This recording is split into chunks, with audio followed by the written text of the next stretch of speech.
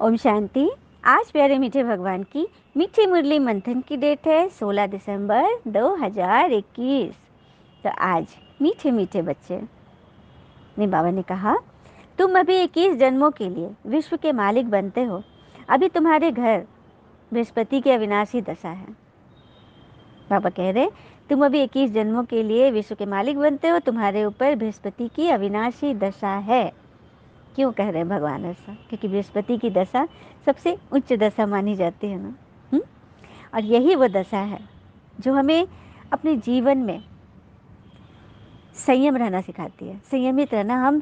हम साधना के पथ पर आगे बढ़ेंगे, साधना ईश्वर से मिलने की।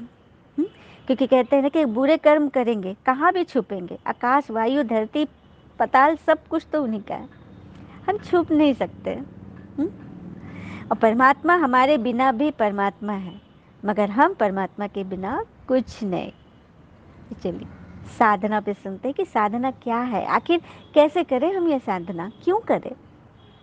तो पत्थर पर यदि बहुत पानी एकदम से डाल दिया जाए तो पत्थर केवल भीगेगा, फिर पानी बह जाएगा और पत्थर सूख जाएगा। किंतु यह पानी यदि बूंद बूंद पत्थर पर एक ही जगह गिरता रहेगा तो पत्थर में छेद हो जाएगा और कुछ दिनों के बाद पत्थर टूट भी जाएगा। इसी प्रकार निश्चित स्थान पर नाम स्मरण की साधना की जाए तो उसका परिणाम अधिक होता है। अब देखो, चक्की के दो पाटे होते हैं, उनमें यदि एक स्थिर रखकर दूसरा घूमता रहे तभी अनाज पिसता है और आटा बाहर आता है। यदि दोनों पाटे एक साथ घूमते रहेंगे तो अनाज नहीं पिसेगा, परिश्रम सारा व्यर्थ होगा। इसी प्रकार मनुष्य में भी दो पाटे हैं, एक मन आत्मा और दूसरा शरीर। उसमें मन स्थिर रहता है, स्थिर वाला पाटा है ऊपर वाला, और नीचे वाला, और शरीर घूमने वाला पाटा है ऊपर वाला जो घुमाता है। तो अपने मन को भगवान के प्रति स्थिर किया जाए और शरीर से गृहस्थी के कार्य किया जाए। यही तो भगवान कहते हैं ना, कर्म योग। मन को स्थिर रखो। ये भी कहते हैं ना, एकांत। एकांत ज्ञानी के लिए वरदान है और अज्ञानी के लिए कैद खाना। अब समझना हमको है। तो बस मन रूपी पाटे को भगवान के प्रति स्थिर रख दो और उसके बाद सब कुछ उनके हाथ में छोड़ दो, उनके ऊपर रख दो। सारी जिम्मेवारी उनकी है।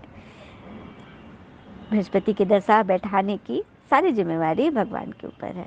बस हम श्रीमत पे चलते रहे। प्रश्न, सच्चे सेवाधारी बच्चों की बुद्धि में कौन सी बात सदैव याद रहती है?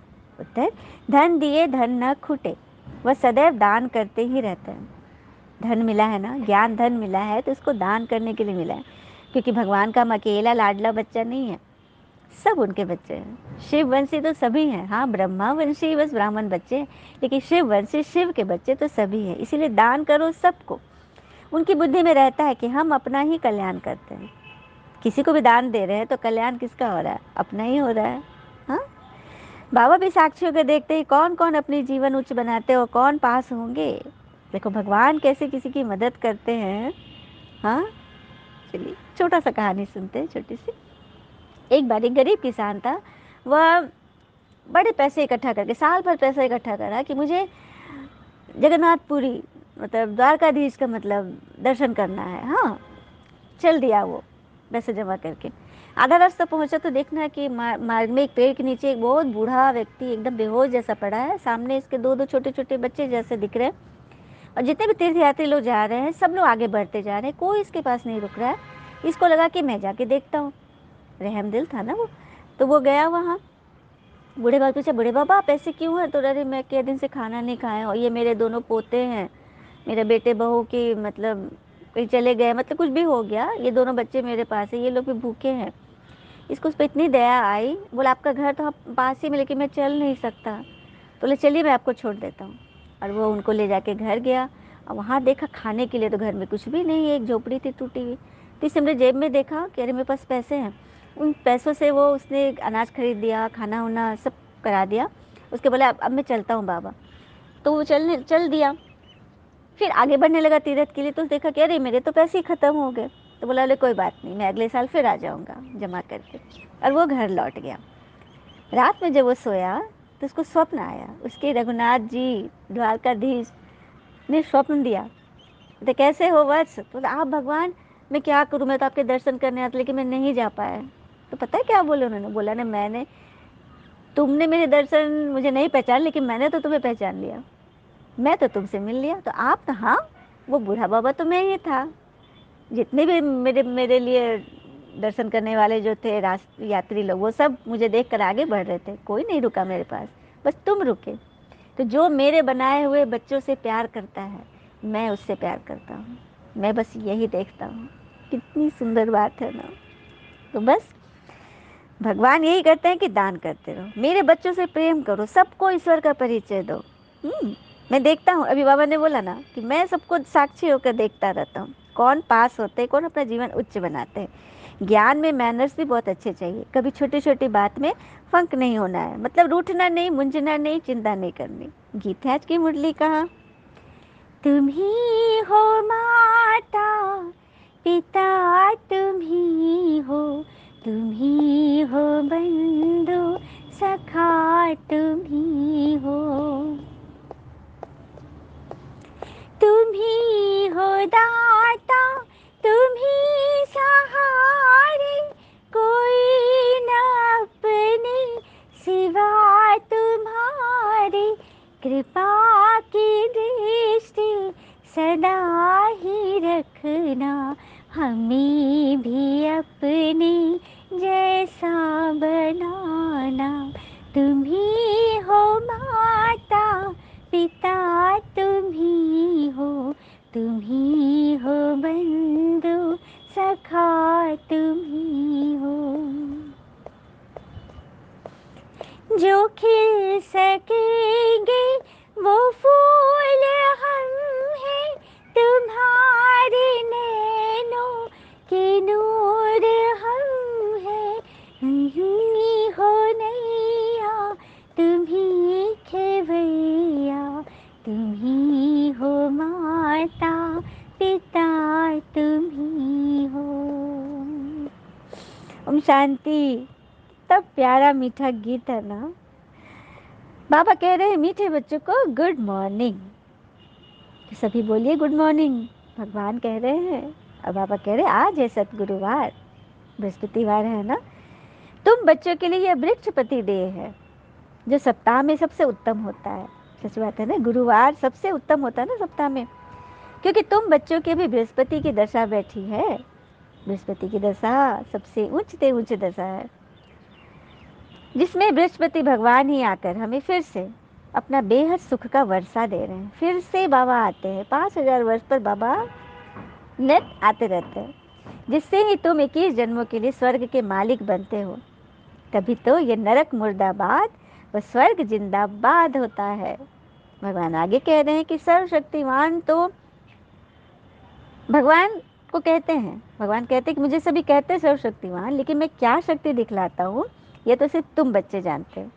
जो मैं अनेक धर्मों का विनाश कराए एक सनातन धर्म की स्थापना करता हूँ। तो क्या ये शक्ति का काम नहीं है? बाबा पूछ रहे हैं। इतने सारे धर्म अभी जन्म ले चुके हैं, मानवीय धर्म, जो सनातन धर्म जो मूल है, उसका जड़ है, वही खो चुका है।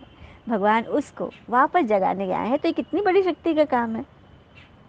तो तुम मेरे मददगार बने हो, तो तुम्हें भी इतनी शक्ति मिलेगी कि तुम्हारे सारे पाप कट जाएंगे और तुम पुण्यात्मा बन जाएंगे। देखा, भगवान हमें गारंटी कर रहे हैं कि बाबा कह रहे पहले न्यू वर्ल्ड थी, अब है ओल्ड वर्ल्ड। ये भी कोई समझते नहीं, समझते यही है न्यू वर्ल्ड, लेकिन नहीं, ये है ओल्ड वर्ल्ड। न्यू वर्ल्ड तो सत्य को कहते हैं, ओल्ड वर्ल्ड। कितना ब्लाइंड फेथ है ना। सब भगवान को ढूंढते रहते हैं, ठोकरे खाते रहते हैं, मिलता कुछ भी नहीं। बहुत मेहनत करते हैं, कोई तो बेचारे प्राण भी त्याग देते हैं। सही बात है, बनारस में काशी कलवट खाते थे ना, वो अंधे कुएं में प्राण त्याग देते थे गिर के, भगवान की याद में जय भोले बाबा जय शिव शंकर बोलकर उसमें कूद जाते थे। बलि भी चढ़ाते, बलि पर भी कल हमने सुना था नहीं कथा। बुद्धिदेव ने बोला कि अपने को क्यों नहीं चढ़ाते हो, उसको क्यों स्वर्ग भेज रहे हो, उसको तो पता भी नहीं है, वो जाना भी नहीं चाहता हो, खुद को चढ़ा दो ना, अपने अहंकार को जलाओ, उसकी बलि चढ़ाने बोलते हैं बाबा। मतलब जानवरों की बलि चढ़ाते, फिर उसको महाप्रसाद समझकर स्वीकार करते। कितना घोर अंधियारा है ना। सही बात है। तो ही तुम बच्चों को समझना है और समझाना है कि सतगुरु अकाल मूरत निराकार भगवान तो एक ही है। इसीलिए तो एक एक उंगली दिखाई जाती है ना ईश्वर के लिए। ध्यान कीजिए सभी, एक उंगली, और वो उंगली ऊपर की ओर पॉइंट कर रहा है। ईश्वर ऊपर रहते हैं और ईश्वर एक है। अभी तो भक्ति मार्ग में अनेक अनेकानेक गुरु हैं, पर ज्ञान सागर तो एक शिव पिता ही है ना। उनसे ही तुम ज्ञान नदियाँ निकली हो। बाबा कह रहे हैं कि आप सब ज्ञान नदियाँ हो, ज्ञान सागर मैं हूँ, सागर से ही नदियाँ निकलती हैं ना। यह बातें भगवान ही आकर समझा रहे हैं। जो इस ब्रह्मतन का आधार लेकर ये सब बातें बुद्धि से समझनी है, परंतु समझेंगे वही जो इस दैवी कुल के सनातन धर्म के होंगे। बाबा ये भी कह देते, समझेंगे भी वही जो इस सनातन धर्म के होंगे। बाकी जिन्हों का यहाँ आने का पाठ ही नहीं, वो आकर बस बेतुका फालतू प्रश्न पूछेंगे और एक कान से सुन के दूसरे से निकाल देंगे। बाबा ने सबकी रिजल्ट बता दी। फिर बाबा पढ़ाई भी पढ़ाते, वह साक्षी होकर देखते भी है कि कौन कौन अपना जीवन उच्च बनाते हैं और कौन पास होंगे। इस ज्ञान में मैनर्स भी अच्छे चाहिए। एक छुई मुई की बूटी होती है, छुई मुई लाजवंती का वृक्ष होता है ना, छुई मुई, छोटी सी बात में मेरी इच्छा के विरुद्ध कुछ भी हुआ, एक सेकंड भी, बस फंस जाना है, उसको मुरझा जाना है। और दूसरी है संजीवनी बूटी, जो पहाड़ों पर होती है। देखो शास्त्रों में यादगार है ना, पहाड़ पर से हनुमान जी गए थे ना लाने के लिए संजीवनी बूटी। तो ये पहाड़ किस चीज़ का है? मन की ऊंची स्थिति का पहाड़।